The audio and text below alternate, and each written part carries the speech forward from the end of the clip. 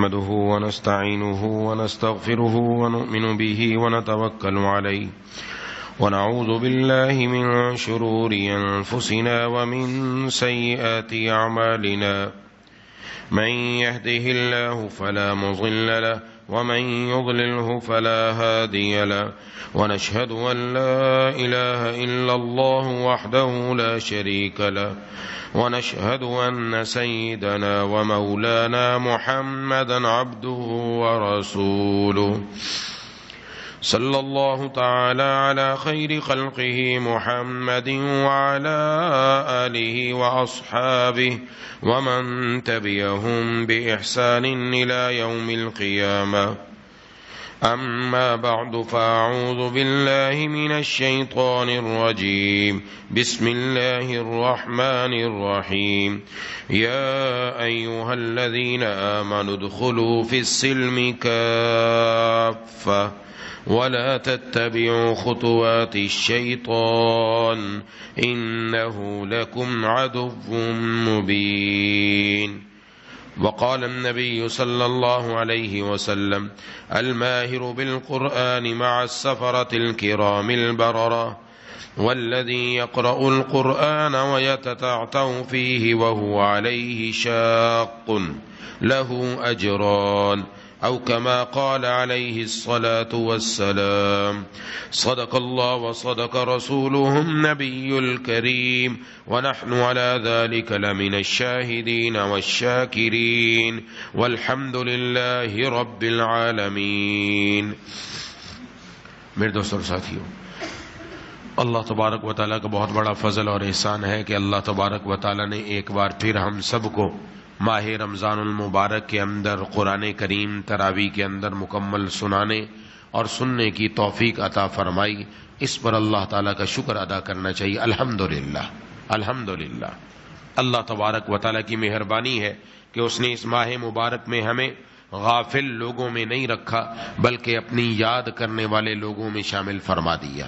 روزہ رکھنے کی بھی توفیق دی، تراویح کی بھی توفیق دی، اعتکاف والوں کو اعتکاف کی بھی توفیق دی. یہ سب اللہ تبارک و تعالیٰ کی مہربانی ہے. ماہ رمضان المبارک یہ قرآن کریم کا مہینہ ہے. قرآن کریم اللہ تبارک و تعالیٰ جو بادشاہوں کے بادشاہ ہیں ان کا کلام ہے، اور اللہ کا کلام سب کلاموں کا بادشاہ ہے.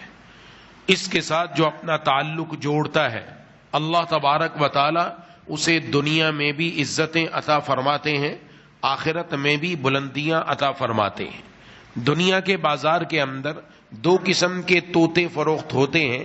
ایک طوطا وہ ہوتا ہے جو اپنی زبان بولتا ہے، اور ایک طوطا وہ ہوتا ہے جو انسانی زبان بولتا ہے. اس کو سمجھایا گیا، ٹریننگ دی گئی، اس کو بار بار مشق کروائی گئی، اب وہ انسانی زبان میں بات کرتا ہے، وہ ہماری زبان میں بات کرتا ہے. دونوں کی قیمتوں میں زمین آسمان کا فرق ہے.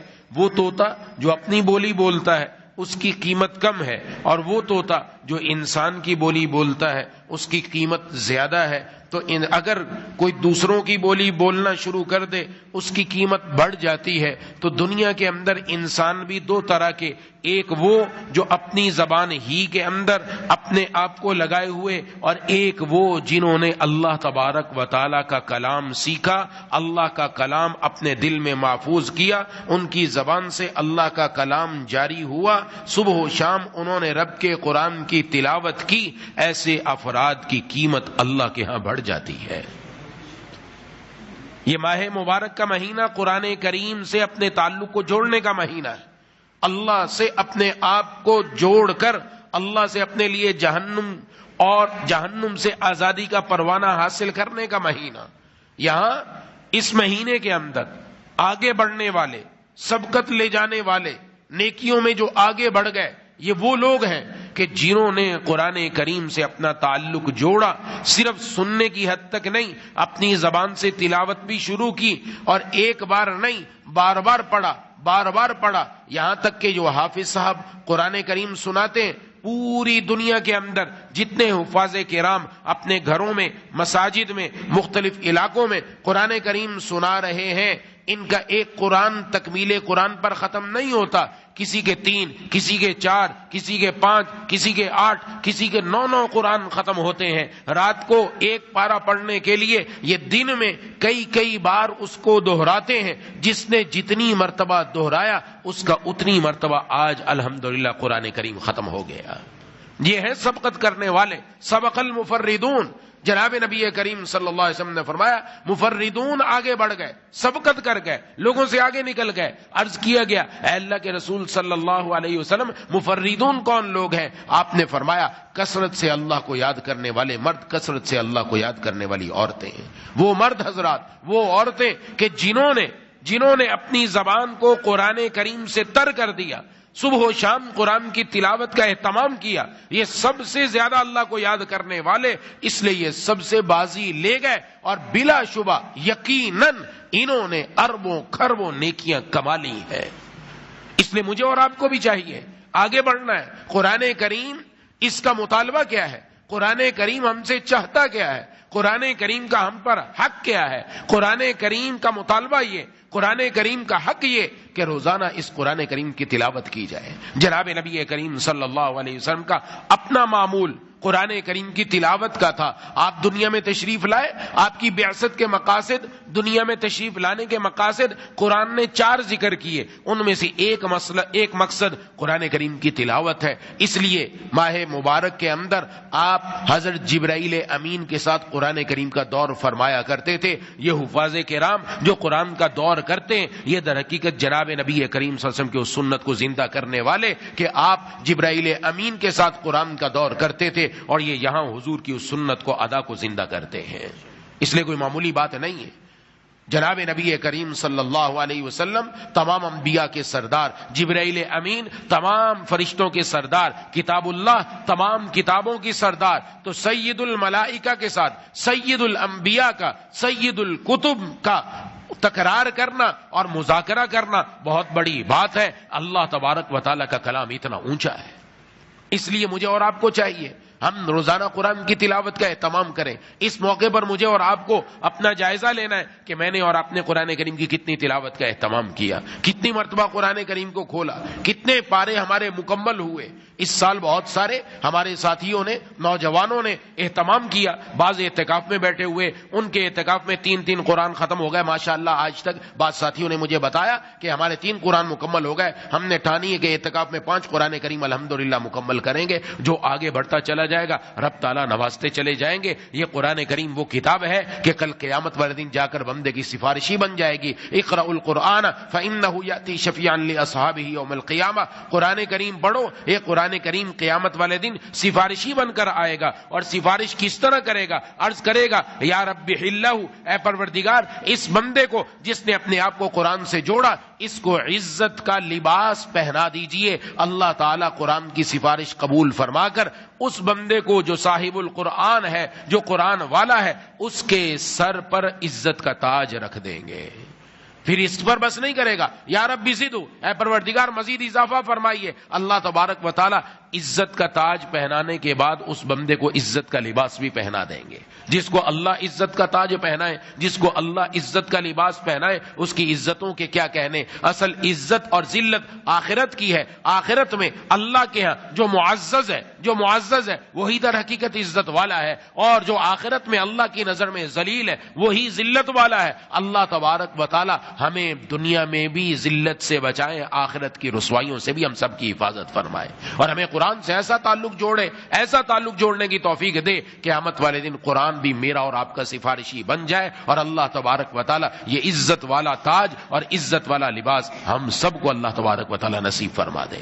یہ قرآن کریم سے جڑنا ہے، یہ اللہ تبارک و تعالیٰ کے کلام کی تلاوت ہے۔ پہلے ہمارے گھروں کی یہی کیفیت ہوا کرتی تھی، گھروں میں قرآن کی تلاوت ہر گھر کا معمول تھا، بچے ہوں، بڑے ہوں، چھوٹے ہوں، مرد ہوں، عورتیں ہوں، ہر ایک قرآن کریم کی تلاوت کا اہتمام کرتا تھا۔ صبح سویرے سورہ یاسین کی تلاوت کا اہتمام، رات کو سونے سے پہلے سورہ ملک کی تلاوت کا اہتمام۔ بچے کو سورہ یاسین زبانی یاد ہوتی تھی، گھروں میں سورہ ملک زبانی یاد ہوتی تھی، وہ کسی مدرسے نہیں جاتے تھے، ہر گھر مدرسہ ہوا کرتا تھا، ہر گھر کے اندر دادی اماں یا دادا یا نانا یا نانی یا گھر کے والد یا گھر کے بڑے جو بھی ہوتے تھے وہ بچوں کو لے کر بیٹھتے اور باقاعدہ سورہ یاسین یاد کروانے کی اہتمام کرواتے، سورہ ملک زبانی یاد کروانے کا اہتمام کراتے. اور ایسے ایسے بچے آج تک موجود ہیں جنہوں نے گھروں میں یہ چیز سیکھ لی. آج بھی ان کی صبح کی ابتدا سورہ یاسین سے اور رات کے اختتام، رات کی ابتدا ان کا سورہ ملک سے ہوا کرتا ہے. تو جن کے گھروں میں ایسے قرآن کی تلاوت ہو وہاں اللہ تبارک و تعالیٰ کی مہربانیاں ہی مہربانیاں. حضرت اسید بن حضیر رضی اللہ تعالیٰ عنہ جناب نبی کریم صلی اللہ علیہ وسلم کی خدمت میں حاضر ہوئے اور آ کر عرض کیا، اے اللہ کے رسول صلی اللہ علیہ وسلم، رات ایک عجیب معاملہ ہوا. یہ یاد رکھیے گا، ہم جو قرآن پڑھتے ہیں، ہم جو نماز پڑھتے ہیں، ہم جو روزہ رکھتے ہیں، ہم جتنی بھی عبادات کرتے ہیں، اس کا اجر اور ثواب اللہ آخرت میں دے گا، لیکن اس کا اثر دنیا کے اندر ہم سب پر ظاہر ہوتا ہے. نماز کا اپنا اثر ہے، روزے کا اپنا اثر ہے، تلاوت کا اپنا اثر ہے، زکوٰۃ کا اپنا اثر ہے، ہر ایک چیز کا اثر ہے جو دنیا میں اللہ تبارک و تعالی ہمیں دکھاتے ہیں. قرآن کے بہت سارے اثرات ہیں. جب بندہ قرآن پڑھتا ہے، نہ صرف پڑھنے والے کو اللہ انوارات عطا فرماتے ہیں بلکہ اس کی زندگی میں، اس کے علم میں، اس کے عمل میں، اس کے رزق میں، اس کے گھر میں، یہاں تک کہ اس کی اولاد میں اللہ برکت عطا فرماتے ہیں. یہ نور ہی نور ہے، انوارات ہی انوارات ہے. پہلے گھروں کے اندر قرآن کریم کی تلاوت کا چونکہ اہتمام زیادہ تھا، اس لیے جب بچے وہاں پر پروان چڑھتے، بچے جب بڑے ہوتے تو وہ قرآن کے ماحول میں بڑے ہوتے. وہاں در و دیوار کے اندر قرآن کے ایسے انوارات ہوتے کہ وہاں پر دل میں گندے خیالات نہیں آتے، دل میں اچھے اچھے خیالات، اللہ کی فرما برداری والے خیالات آیا کرتے تھے. لیکن جب سے ہمارے گھروں سے قرآن نکلا ہے، ہمارے گھروں سے قرآن کریم کی تلاوت ختم ہوئی ہے، تو پھر گھروں کا ماحول ہم سب کے سامنے. آج ہمارے گھروں کا ماحول کیا ہے؟ جیسا گھر کا ماحول ہوگا ویسے آگے معاملات ہوں گے. تو حضرت اسید بن حضیر رضی اللہ تعالیٰ فرماتے ہیں کہ میں نے عرض کیا، اللہ کے رسول صلی اللہ علیہ وسلم، رات کو میں گھر آیا اور گھر آ کر میرے قریب میں ہی میرا بیٹا یحییٰ سو رہا تھا، چھوٹا بچہ تھا، اور اس کے قریب میں میرا گھوڑا بندھا ہوا تھا. میں نے سورہ کہف کی تلاوت شروع کر دی. حضرات صحابہ کرام رضوان اللہ مجمعین کا معمول یہ تھا کہ وہ گھر میں آ کر رات کو تہجد کے اندر، نوافل کے اندر اللہ تبارک و تعالیٰ کے سامنے کھڑے ہو کر لمبی لمبی صورتیں پڑھنے کا اہتمام کیا کرتے تھے. ان کا معمول یہ تھا. تو انہوں نے بھی اپنے سورہ کہف شروع فرما دی. فرمایا کہ میں نے سورہ کہف شروع کی، جیسے جیسے میری تلاوت چلتی چلی گئی، کچھ دیر کے بعد میرے گھوڑے نے اچھل کود شروع کر دی. میرے گھوڑا اتنا اچھلا کودا کہ مجھے ڈر ہوا کہیں میرے بچے کو کوئی تکلیف نہ پہنچ جائے. میں نے اپنے قرآن کی تلاوت کو روکا، گھوڑا بھی رک گیا، تلاوت دوبارہ شروع کی، گھوڑے کے پھر اچھل کود شروع ہو گئی. یہ میرا اس کے ساتھ معاملہ چلتا رہا، یہاں تک کہ میں نے قرآن کریم کی تلاوت روک کر سب سے پہلے اپنے بچے کو ایک طرف کیا، اور ایک طرف کر کے جب میری نظر آسمان کی طرف گئی تو میں کیا دیکھتا ہوں؟ آسمان سے چھوٹے چھوٹے چراغ وہ میرے گھر کی طرف اتر رہے ہیں. چھوٹے چھوٹے چراغ، چھوٹی چھوٹی روشنیاں وہ میرے گھر کی طرف آ رہی ہیں. جناب نبی کریم صلی اللہ علیہ وسلم نے فی الفور ارشاد فرمایا، اے اسید، تو قرآن پڑھتا رہتا، تو نے قرآن پڑھنا بند کیوں کیا؟ عرض کیا اپنے بیٹے کی وجہ سے کہیں تکلیف نہ پہنچ جائے. آپ صلی اللہ علیہ وسلم نے فرمایا، تمہیں معلوم ہے یہ کیا تھا؟ یہ اللہ تبارک و تعالیٰ کے فرشتے تھے جو تمہارے قرآن کی تلاوت سے تمہارے گھر کے اندر اتر رہے تھے.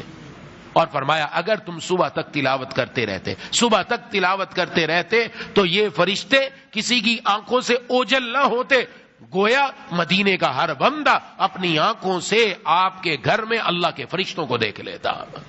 گھر میں فرشتے کب اترتے ہیں؟ جس گھر میں رب کے قرآن کی تلاوت ہو، جس گھر میں رحمان کے کلام کی تلاوت ہو، اس گھر میں یقیناً فرشتے اترتے ہیں. اور جہاں فرشتے اتریں گے وہاں نورانی ماحول ہوگا، وہاں اچھا ماحول ہوگا، وہاں اللہ کی فرما برداری والا ماحول ہوگا. آج ہمارے گھروں کا یہ ماحول ختم اس لیے ہوا کہ آج گھروں میں سے قرآن نکل گیا. اس لیے عہد کر کے اٹھنا ہے کہ انشاءاللہ ہم نے قرآن کریم کے ساتھ اپنے آپ کو جوڑنا ہے. انشاءاللہ روزانہ قرآن کریم کی تلاوت کا اہتمام کریں. جنہوں نے نہیں پڑھا ہوا پڑھنے کی ترتیب بنائیں، جنہوں نے پڑھا ہوا ہے وہ روزانہ قرآن کریم کی ترتیب بنا لیں اور اپنی ترتیب قائم رکھیں. مرتے دم تک یہ قرآن اگر اس کے ساتھ ہم نے وفا کی، قرآن باوفا کتاب ہے، ہم نے وفا کی، یہ قرآن دنیا میں بھی اپنی برکات دے گا، قبر میں بھی دے گا اور آخرت میں بھی جا کر دے گا. یہ قرآن کریم ایسی باوفا کتاب ہے.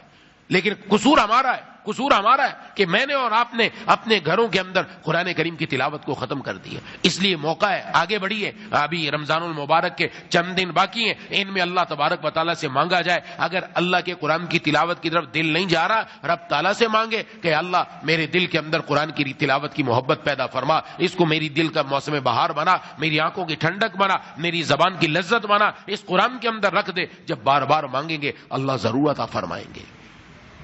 اس کے ساتھ قرآن کا ایک حق یہ ہے کہ قرآن کریم کو سمجھنا. قرآن کریم ہم نے سنا تو ہے, لیکن اس قرآن کے اندر مجھ سے اور آپ سے مطالبہ کیا ہے؟ اللہ کا قرآن چاہتا کیا ہے؟ اللہ تبارک و تعالیٰ قرآن کریم میں ہمیں کیا احکام ارشاد فرما رہے ہیں, وہ مجھے اور آپ کو سمجھنا ضروری, تاکہ مجھے معلوم ہو اللہ کا قرآن مجھ سے یہ مطالبہ کر رہا ہے. قرآن کریم میں ہماری آنکھ کیا دیکھے کیا نہ دیکھے بتایا گیا ہے, زبان سے کیا نکلے کیا نہ نکلے, زبان سے گفتگو کیسی ہونی چاہیے قرآن نے ہمیں بتایا ہے, کان کیا سنے کیا نہ سنے یہ قرآن کریم نے ہمیں بتایا ہے. میری صبح و شام کی زندگی, میری شادی میری غمی, میرا خرید و فروخت کرنا, میرا کمانا حلال ہے حرام ہے, کون سا راستہ حرام ہے کون سا راستہ حلال ہے, اللہ تبارک و تعالی نے یہ قرآن کریم میں بتایا. میں قرآن کو سمجھوں گا تب مجھے پتا چلے گا قرآن کا مجھ سے یہ مطالبہ ہے. اس لیے قرآن کریم کو سمجھنا یہ میری اور آپ کی ذمہ داری. جہاں پر درس قرآن ہو, جہاں پر قرآن کریم کا درس ہو, وہاں پر اپنی شرکت یقینی بنائیں. صرف 2-4 دن کے لیے نہیں, اپنا معمول بنا لیں کہ جہاں قریب میں میرے درس قرآن ہوتا ہے میں اپنے آپ کو وہاں جوڑ دوں. ہفتے میں ایک بار ہو, روزانہ ہو, وہاں جڑتا رہوں. اللہ کے کلام کی آیات میرے کان میں کے ذریعے دل تک پہنچتی رہیں گی, رب کے احکام میری سمجھ میں آتے رہیں گے. انشاءاللہ اللہ عمل کی بھی توفیق عطا فرما دیں گے. تیسری چیز اس کے ساتھ ساتھ قرآن سمجھ لیا, اب میری زندگی میں آیا کہ نہیں آیا, میں اس پر عمل کر رہا ہوں کہ نہیں کر رہا. بہت ساری باتیں میرے اور آپ کے علم میں ہیں, لیکن وہ ہمارے معمولات میں نہیں ہے, عمل میں نہیں ہے. علم میں تو ہے, عمل میں نہیں ہے. اس پر عمل کرنا یہ بھی میری اور آپ کی ذمہ داری ہے. قرآن کا یہ حق ہے. قرآن کی آنکھ والی آیت آنکھ میں آ جائے, زبان والی آیت زبان میں آ جائے, کان والی آیت کان میں آ جائے. حضرات صحابہ کرام رضوان اللہ علیہم اجمعین ان کی یہ کیفیت ہوا کرتی تھی, ادھر قرآن کریم کی آیت سنتے, ادھر قرآن کی آیت کے سامنے جھک جاتے. حضرت ابو بکر صدیق رضی اللہ تعالیٰ عنہ کی بیٹی حضرت اما عائشہ صدیقہ رضی اللہ تعالیٰ عنہ, مؤمنین کی ماں, جناب نبی کریم صلی اللہ علیہ وسلم کی زوجہ مطہرہ, آپ پر تہمت لگائی گئی, نعوذ باللہ غلط تہمت لگائی گئی, اور اس تہمت کو ختم کرنے کے لیے اللہ نے آپ کی پاکی قرآن کریم میں باقاعدہ ایک رکوع نازل فرمایا. حضرت ابو بکر صدیق رضی اللہ تعالیٰ عنہ والد ہے, اور جب والد کو پتا چلے کہ میری بیٹی پر تہمت لگانے والا کون ہے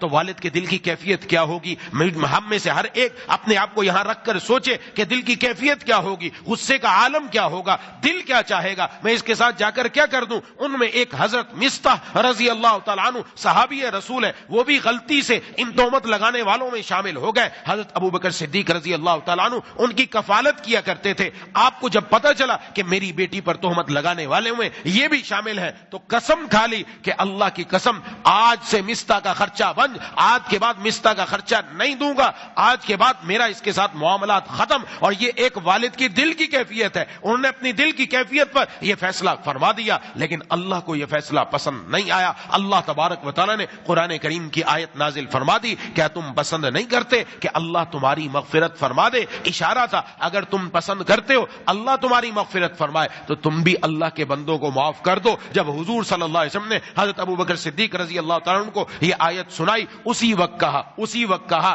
الآن ابھی میں پسند کرتا ہوں اپنے لیے کہ اللہ مجھے معاف کر دے. آج سے میں نے مصطح کا خرچہ بھی چالو کر دیا اور مصطح کو اپنی طرف سے معاف بھی کر دیا.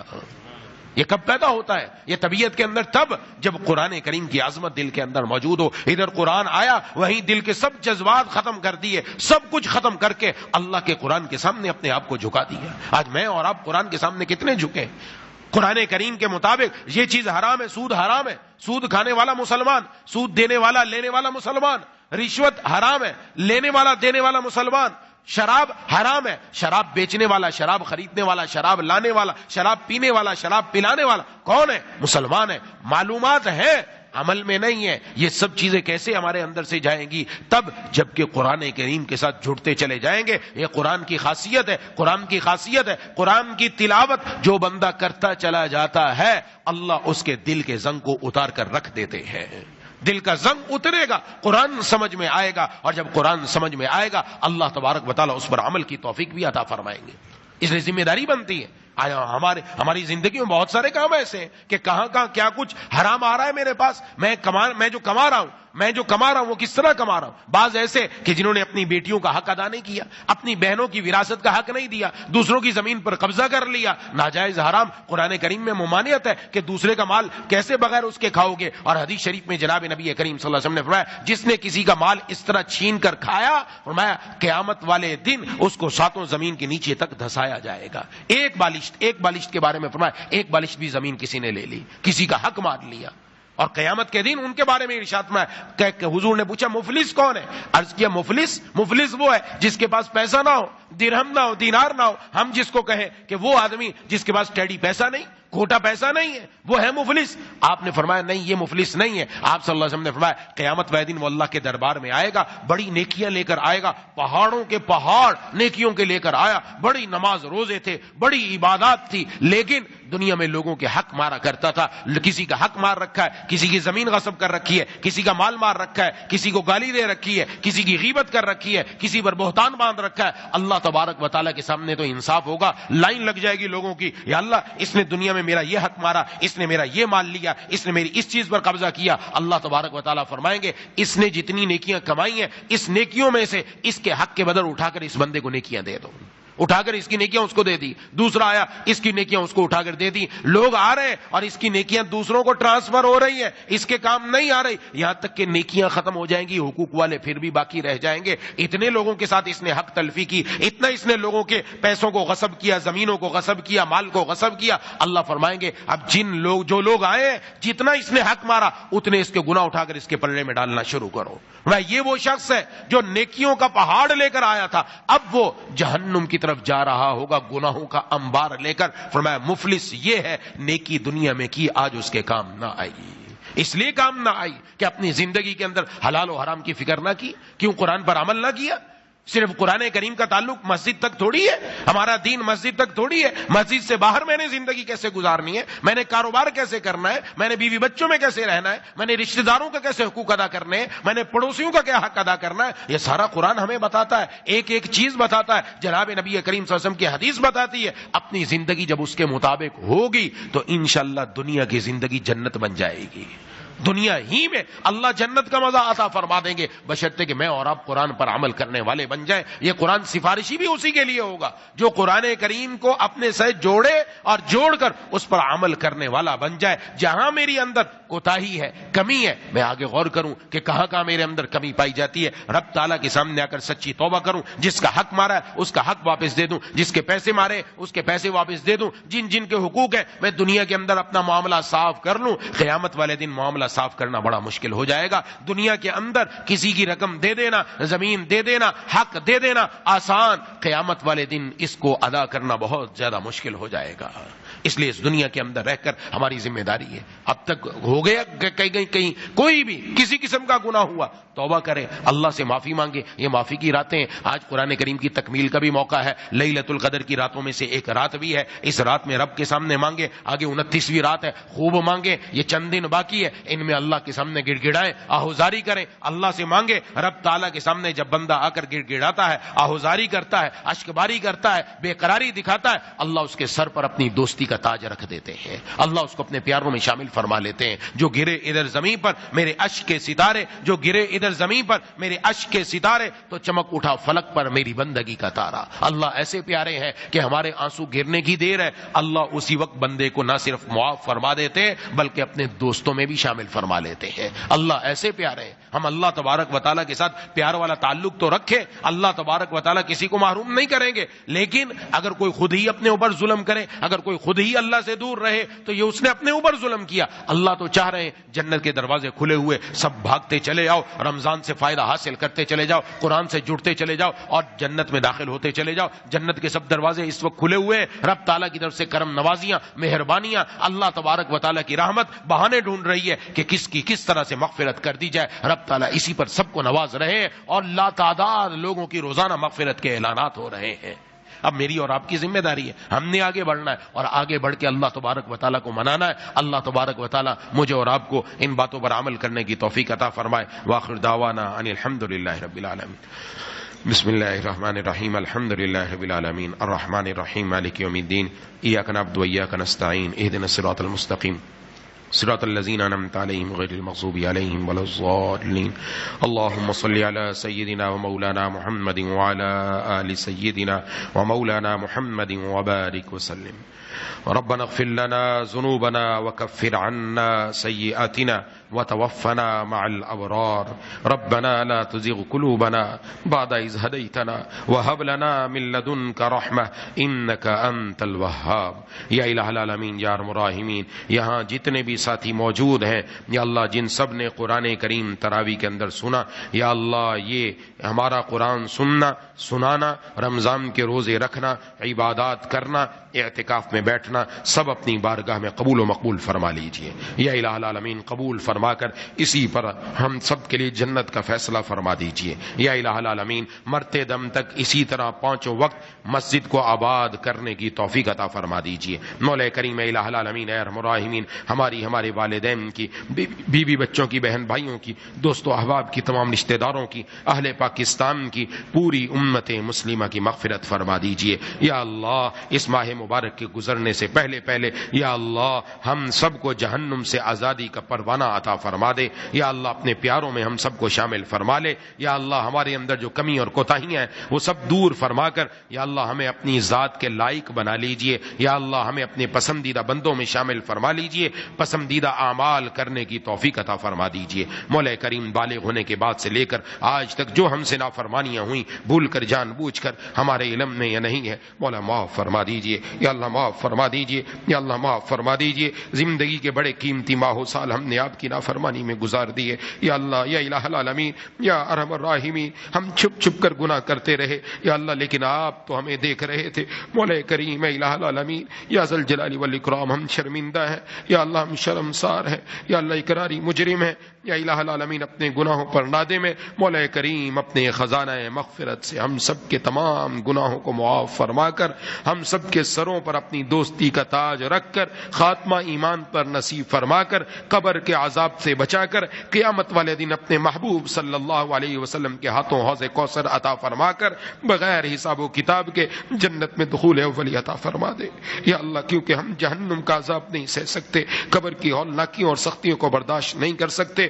مولا کریم الہ العالمین ہم میں سے جو بیمار ہیں، گھروں میں جو بیمار ہیں، دوست و احباب میں جو بیمار ہیں، جنہوں نے بیماروں کے لیے دعا کے لیے کہا ہے، یہ کہنا چاہتے تھے نہیں کہہ سکے، یا امید رکھتے ہیں یا پیغام پہنچایا نہ پہنچ سکا، سب کو مکمل پہلے سے بڑھ کر صحت عطا فرما دیجئے۔ مولا کریم الہ العالمین ہم سب کو بھی اپنی صحت کے خزانوں سے، صحت کی دولت سے مالا مال فرما۔ ہم میں سے جن کے والدین دونوں یا ایک دنیا سے جا چکے ہیں یا اللہ ان کی قبروں کو نور سے منور فرما۔ بعض ساتھیوں نے اپنے والدین کے لیے دعا کے لیے کہا ہے یا اللہ، سب کے لیے، سب کے، ہم جتنے بھی موجود ہیں جنہوں نے کہا ہے یا نہیں کہا، یا اللہ سب کے والدین جو دنیا سے جا چکے یا ان میں سے ایک جا چکے، یا اللہ ان کی قبروں کو نور سے منور فرما، جنت الفردوس میں جگہ عطا فرما، ان کا نامہ اعمال ان کے دائیں ہاتھ میں عطا فرما۔ اس مسجد کو دیکھنے والی جو خاتون ہیں وہ بھی کچھ بیمار ہیں، انہوں نے بھی دعا کے لیے کہا، اللہ تبارک و تعالیٰ ان کے تمام مسائل حل فرما دیں، ان کی تمام پریشانیاں دور فرما دیں۔ اور بھی جن دوستوں نے اپنی پریشانیوں کے لیے کہا یا اللہ سب کی پریشانیوں کو دور فرما دے۔ مولا کریم الہ العالمین یا ذل جلال والاکرام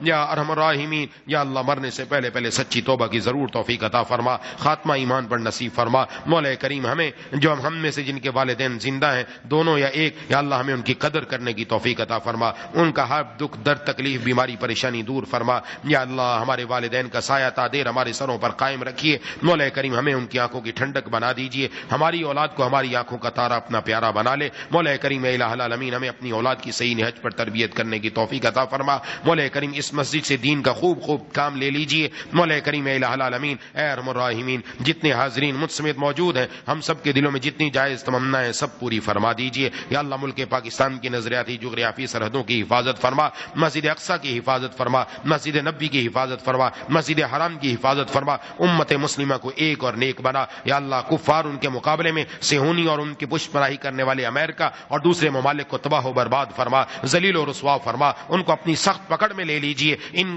کافروں کو آپس میں لڑوا دیجئے, ان کی ٹیکنالوجی کو انہی کے لیے تباہی کا ذریعہ بنا دیجئے. مولا کریم اے الہ العالمین, اے ارحم الراحمین, یا ذی الجلال والاکرام, یا اللہ اس ماہ مبارک کے گزرنے سے پہلے پہلے ہماری زندگی کو بدل کر رکھ دیجئے, ہمارے دل کو بدل کر رکھ دیجئے, ہمارے اعمال کو بدل کر رکھ دیجئے. یا اللہ ہم آپ کا بننا چاہ رہے ہیں, ہمیں اپنا بنا لیجئے, محروم نہ فرمائیے, محروم نہ فرمائیے, محروم نہ فرمائیے. محرومی کا لفظ ہم سب کی زندگیوں سے نکال دیجئے. یہاں حضرت مولانا توصیف صاحب نے قرآن کریم سنایا, جن سب نے سنا یا اللہ سب کی عمر میں, سب کے علم میں, سب کے رزق میں, سب کے گھر میں یا اللہ خوب برکتیں عطا فرما, اور اس قرآن کریم کے انوارات اس پورے علاقے والوں پر عطا فرما. پورے علاقے والوں کو مسجد اور مدرسے جوڑ دیجئے. مولا کریم ہم سب کو ہدایت پر ہدایت عطا فرما دیجئے. ربنا تقبل منا انک انت السمیع العلیم وتب علینا انک انت التواب الرحیم. صلی اللہ تعالی علی خیر خلقہ محمد وعلی آلہ وصحبہ اجمعین برحمتک یا ارحم الراحمین.